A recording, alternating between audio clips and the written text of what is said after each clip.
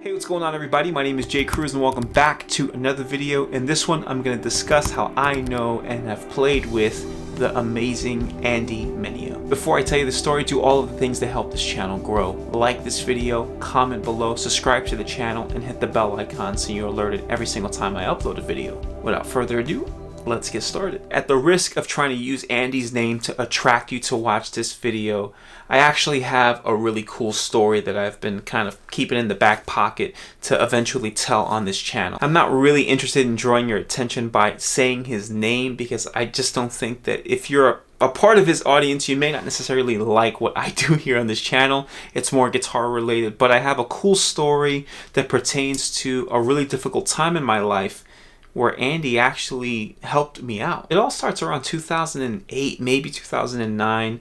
I was a part of this band called Double Edge. We were either gearing up to release it or we had just released our very first full-length album called Breakthrough.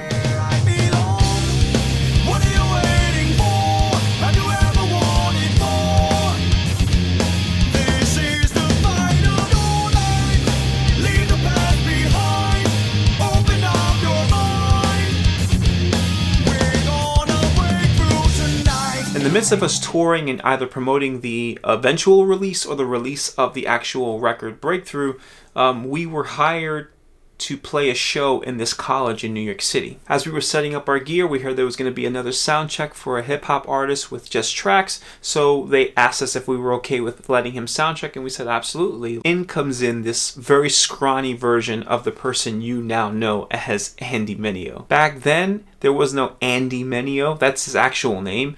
He was going by C-Light, which I think was short for Cellulite.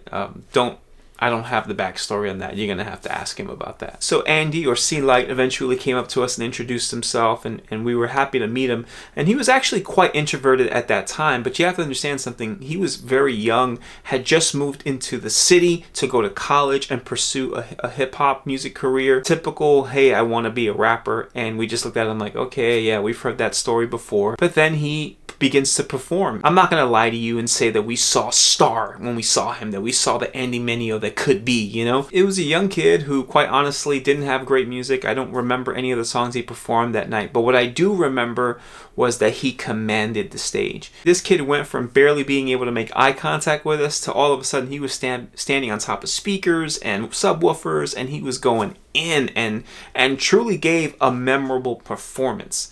So much so that we actually took his information and recommended him to other promoters in the area to help him transition into the city and to hopefully get a little more attention. I'm not sure how much any of those connections actually assisted with furthering his career, but I like to think that we at least did our part with assisting him with trying to open up some doors for him. Throughout the next couple of years, we would get to know each other a lot more, see each other at more events, and eventually even make multiple attempts to work with one another. Andy would end up working on this track called In My City, in which he gave us a call and said, look, I finally got the track where I think I've come up with a way that we could uniquely work together without breaking the bank. That was always the most difficult thing, was that as a band, we couldn't function in a lot of ways that a hip-hop artist could function. We had actual instruments and drums, and it was difficult to come up with finances to get into a good studio or a good enough studio that could properly record those instruments. So Andy had to be very strategic with how he was going to somehow figure out a way for us to eventually collaborate. And he did that with a track called In My City. Our weapons are not carnal, yo, we start on our knees. We are a movement of the young, on fire, and we zealous for the honor of our Father that's in heaven. Bring him in my city.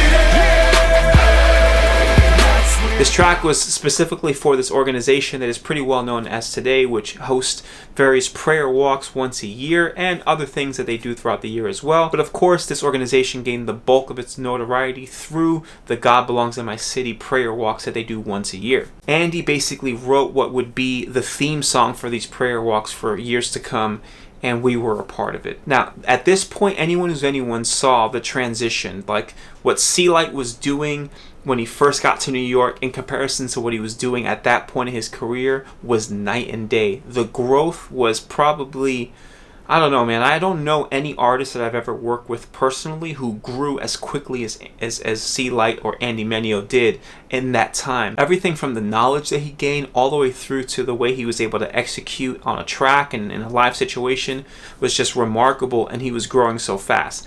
Now, at this point, I could honestly say it was inevitable. We all knew that Andy Mineo was about to get signed and blow up. And of course, he eventually did, changed his name from C Light to Andy Mineo, and became the star that he is today. And I'm extremely proud of him. But let me quickly tell you a story about my personal relationship with Andy. Around the time where Andy was recording the In My City soundtrack, Andy was also taking advantage of the fact that he had access to this studio that was in a local college where he was a part of. And so he was really rushing to get a lot of demo work, which would eventually be some of the work that he would use to pitch to labels and gain him the stardom that he has today. So he gave me a call and, tried to hire me to play on a track.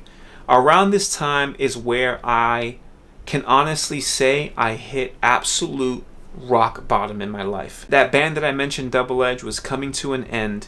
I was experiencing really, really difficult times in my personal relationships and in my personal life, to the point where I eventually became homeless even. I couldn't survive to even feed myself or house myself. Without me giving out too many details, things got really, really rough for me and for some of the people around me, and I really needed to take a break and some time to not just restore myself, but to help maybe restore some of the relationships around me.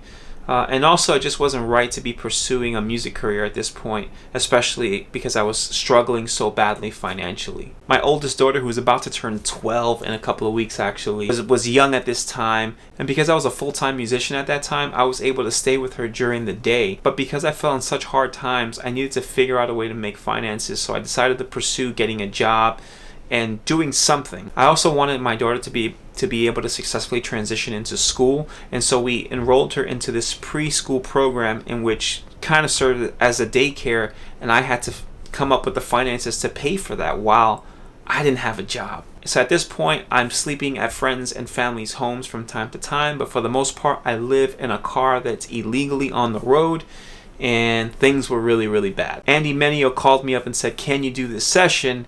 And for whatever reason, I became super transparent with him and told him some of the things that were going on in my life, and told him, "Look, Andy, to be honest with you, I can't afford it. I can't afford daycare for my own daughter at this point, and I gotta figure some stuff out in my life. I don't think I should be taking on gigs right now." And here's the part of the story that I want to highlight, that if you remember nothing else, remember this.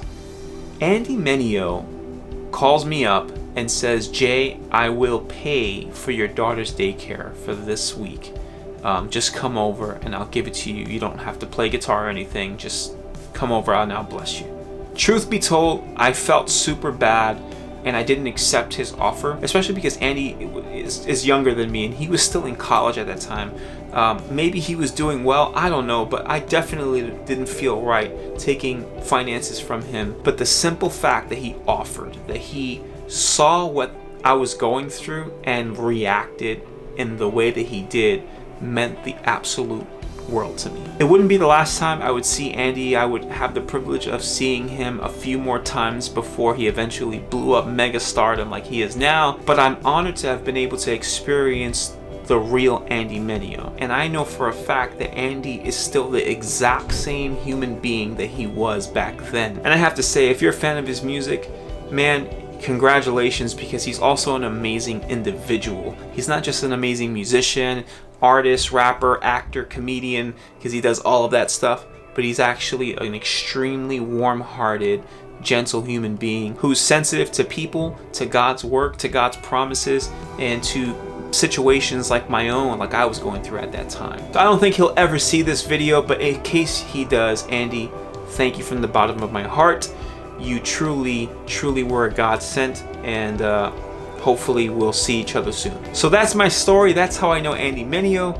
I've had the privilege of working with a lot of other artists like him as well. So if you're interested in hearing some more stories about you know, my career, and I've got some funny ones too. They're not all doom and gloom, kind of like this one was, but I got some funny situations that I think would be kind of funny. So if you want to hear them, do me a favor, let me know in the comment section below, and I'll be sure to put some more of these videos together for you. I hope you've enjoyed this video. Please do all of the things that help this channel grow. Like this video, comment below, subscribe, and be sure to hit the bell icon so you get an alert every single time I upload a video. Thanks again for watching, and until next time.